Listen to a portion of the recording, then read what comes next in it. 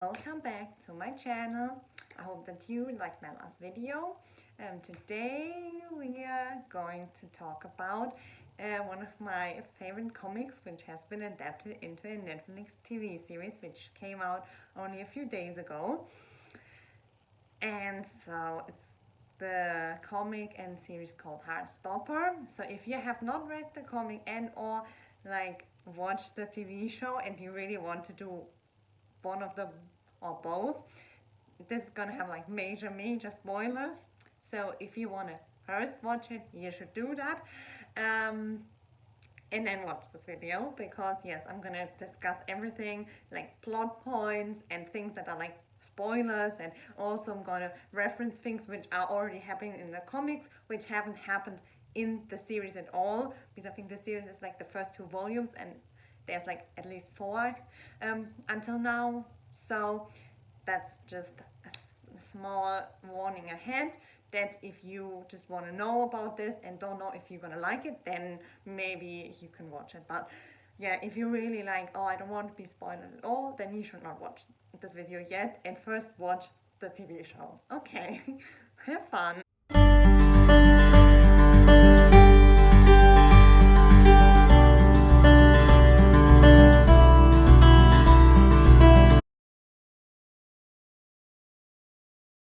Okay, so today we're gonna talk about, like I said in the intro, about Heartstopper, which is a webcomic created by Alice Oseman. And I've been reading this comic since 2017, and so I was really excited when I heard that this was going to be made into a Netflix TV show. So if you don't know anything about it, there's like several things that you need to know. So there are 2 main characters of Heartstoppers, and they're called Charlie and Nick, Charlie Spring and Nick Nelson, and it's taking place in Britain. So it's there in like a British boys' school, which has a pendant, so like a girls' school, like across the street. And so we're gonna start with a little character introduction, and just in case that you like want to watch this video and don't watch the TV show or something like that, just that we all know who the characters are. So first we have Charlie, which is such an adorable character, played by Joe Locke in the Netflix TV show.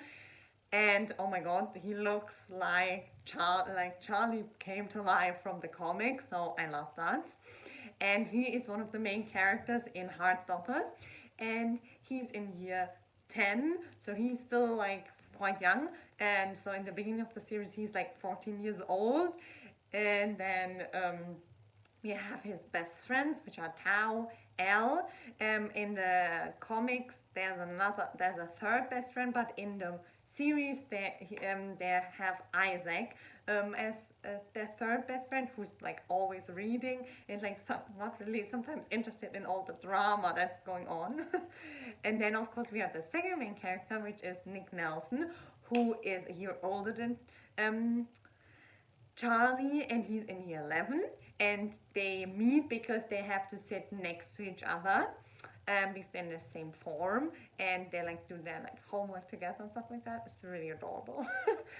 And he's a rugby player, and he is then the love interest of Charlie, and they like become friends, and then he's of course a love interest, later boyfriend, and he has this really adorable like dog called Nelly. And oh my god, like it was already cute in the comics, and they basically also got that dog, like literally like it's like the same dog like from the comics, and I was really happy about that. Then we have Tori, which is Charlie's sister, and she's so amazing. I love her. She's so funny and supportive, and she just pops out of nowhere. Like Charlie is like doing something or like thinking something, and she just stands next to him, or she appears behind him or something, or she makes like sarcastic little comments. And I love that because she's still supportive. She's not like mocking him, but it's just her way of showing that she cares, I think. So it's a bit funny, but yeah. And then we have yeah, I think those are like the main characters. Then we have some other characters like the parents, the teachers, and like some of the not so nice people. But I feel like they're not that important, so I don't need to spend too much time on that, I think. So yeah, I just wanted to quickly recap who everyone is to each other. Okay, so then let's start to get into a little bit of a review analysis of the TV series. First, I have to say, I've seen so many adaptations of things to screen, and this is a great adaptation. Like, it literally, there's so many scenes, especially like the key scenes, the scenes which are just make the story very special and which are also plot-wise very important, are just so beautifully done. They're basically translated from the page into real life, into an amazing cinematography, and that makes me really happy, because sometimes it's just sad if you don't see certain scenes, because then you're like, oh, then people who didn't read the comics are missing out on this really beautiful scene, on a stunning moment or something like that.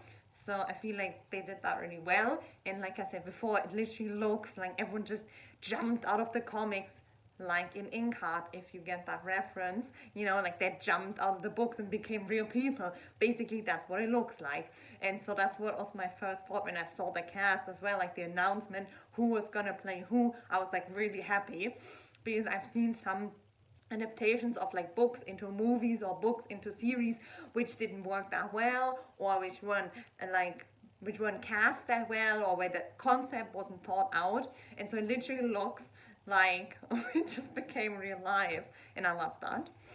And like I said, the casting is just really spot on, and they're all just literally look like that, and they have all these little details, and I'm like, how are these people even real?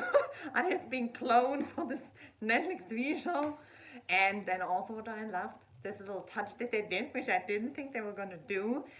They took a little bit of a page out of Lizzie McGuire's playbook, and they were like, okay, we're gonna have real live action people and like cast and like everything, but there's gonna be small elements in certain scenes which are from the comics. So there's gonna be like comic leaves or comic snow or comic hearts or something like that, like over a character's head, or how they see the world when they're like, or when they're thinking about something, or in a certain moment. And I think that's so beautiful, because it just like really gives you that magical moments, these magical moments of like how you feel when you read the comics. So I feel like that's really cool, especially of course for people who read the comics, but for everyone, because I think it just gives it a really cute little touch.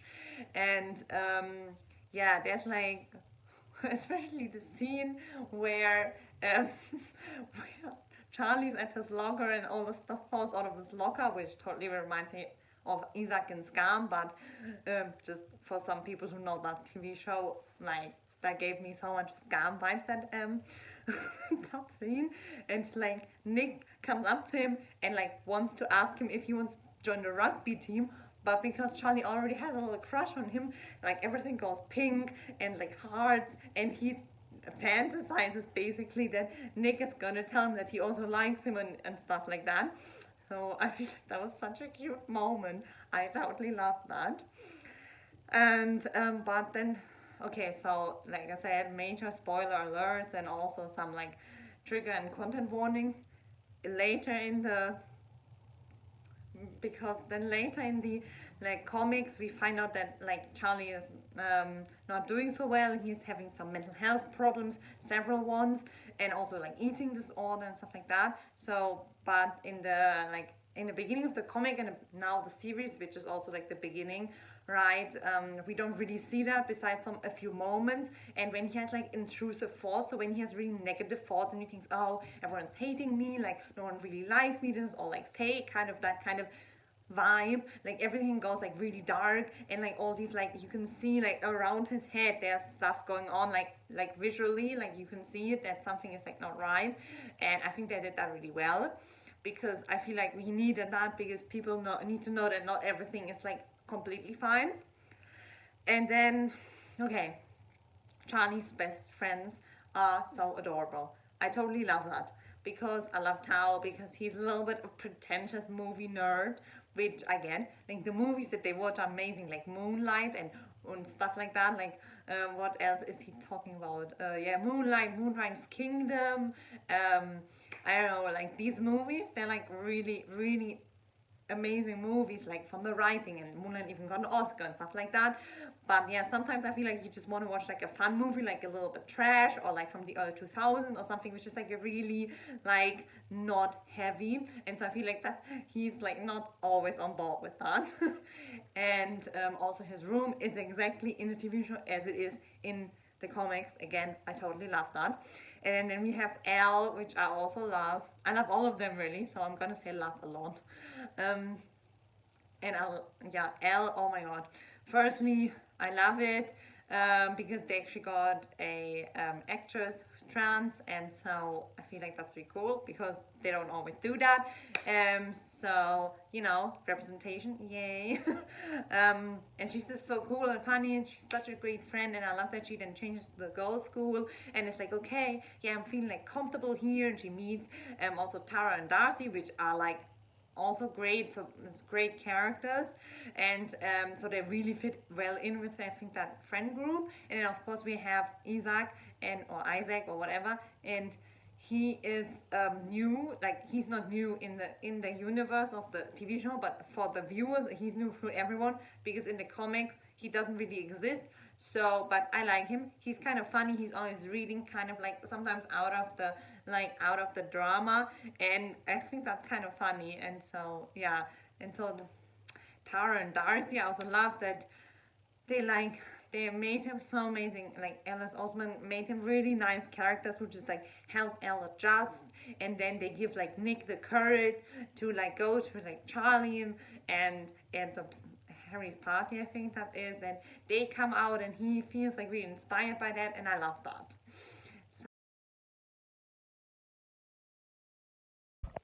Okay, now I also wanted just to have a extra separate section just for the representation, because when I was in university in my studies, which was like media studies, I wrote a lot of essays and like homework pieces about media and representation in the media, representation of women and of like different like general people who are not white men basically, and of like different like diverse sexualities and gender identities and all that. And so I feel like it's definitely gotten so much better in the last 15 years. So many amazing films and movies in so many different countries, especially also in the US, but also in Europe, have been made, and they've been like, they entered the mainstream. They're not just niche and indie anymore, but they're like big productions like Love, Simon, and like movies like Moonlight and Call Me by Name get like Oscars, and you know, so I feel like that's really amazing, and I'm really happy about that.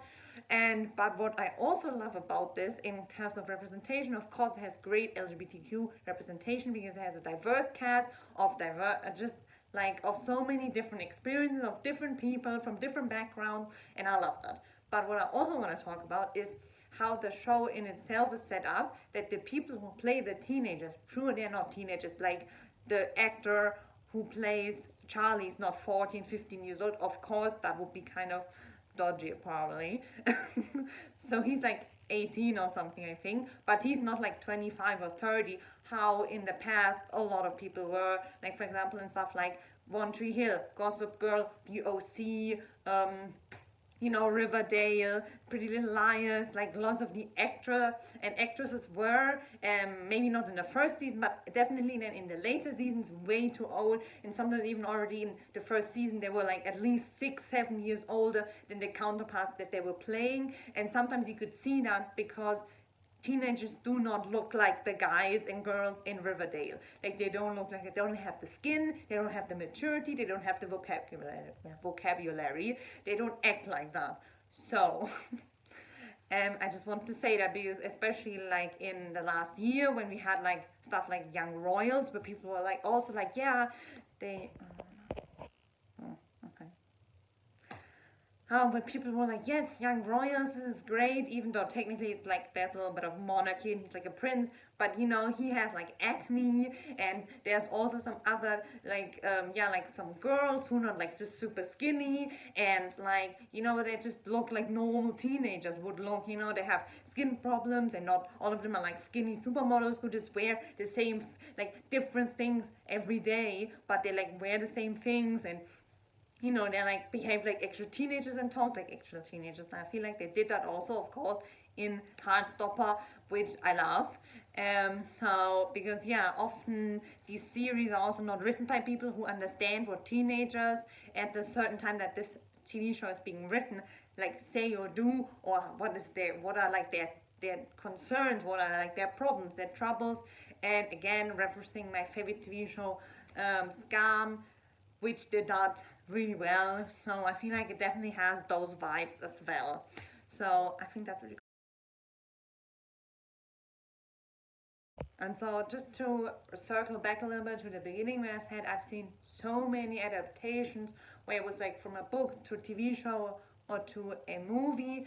And there were actually quite a few examples where they did that and they only did one, like, you know, they only did one movie or something because it was a major flop, or they did like really weird things with it. So for example, there was a movie which is called The Mortal Instruments. So it was basically the from the book series The Mortal Instruments was supposed to be at least a 3-part movie deal, but the first movie was really unsuccessful, and there was also like it was kind of cringily written, I think, and they had great actors and everything, but it just didn't do anything. So they like rewrote it and made it into a TV show, which then was called Shadowhunters, right? And so that was more successful, but still like they had like, this major mishap in the beginning basically. And so that's why I love that Heartstopper is made into such a great adaptation, because I'm so happy because I want people to like it so that we get every volume that Alice Oldman has written and is gonna write, and it's going to be adapted into like a season or 2 or whatever, or maybe later even into a movie. That would be so cool, right?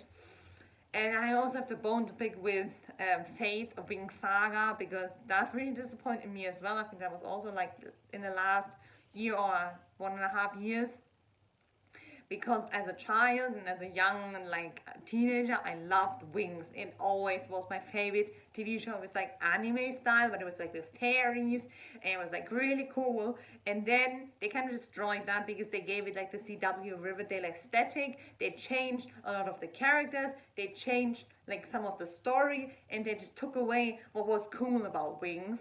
So I feel like I'm so glad I didn't do that to Heartstopper, and that Alice Osman was like super involved in everything. And yeah, so it just is aesthetically it is very pleasing, Heartstopper, but that doesn't take away from how authentic it feels, because I feel sometimes people are like, oh, when it's authentic it doesn't feel, it can't be like aesthetic pleasing, it can't be beautiful, it can't be like a little glossy, a little, you know, you can see that it's a little placed. But I feel like Heartstopper made the perfect merger where it feels authentic, but it still looks really aesthetic pleasing, and it looks like it's really from the comic. So yeah, and also I went to British boarding school for like some time, and this really gave me flashbacks, like the uniforms and how everyone behaved, like with the teachers and like the morning announcements and sports day, and the like how the girls uniforms are and how the boys uniforms are. And rugby, oh my god, rugby is such a brutal sport.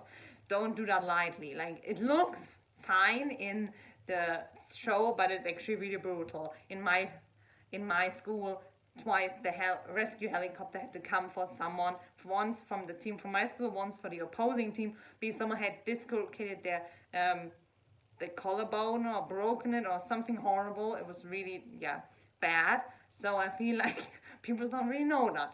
And yeah, so it just gave me all the vibes, which was also important, because I love that it takes place in the UK, because I feel like lots of those adaptations that take place in the US anyway, and I don't want that. I want it to be in the country of origin, which in this case is England, it's the UK, and it's so cute, and I just love that. And so I also love how they talk and what they use, and also that Stephen Fry is the headmaster. Love that. Olivia Colman as the mom. If you don't know who Olivia Colman is, Google her. She's amazing. And so yeah, I'm just really happy about this. So that's why I want to make a movie. I'm already saying that. I want to make a video about this because I thought maybe some people won't see it on Netflix, or that they won't know what it is, they won't be sure of it. So I want to give you a little overview, introduction and review of what is Heartstopper, what is the comic, what is the TV show, and what do I think about it and stuff. So yeah, so I hope you enjoyed this video. So if you like it, give it a like. And so yeah, I will see you in the next video.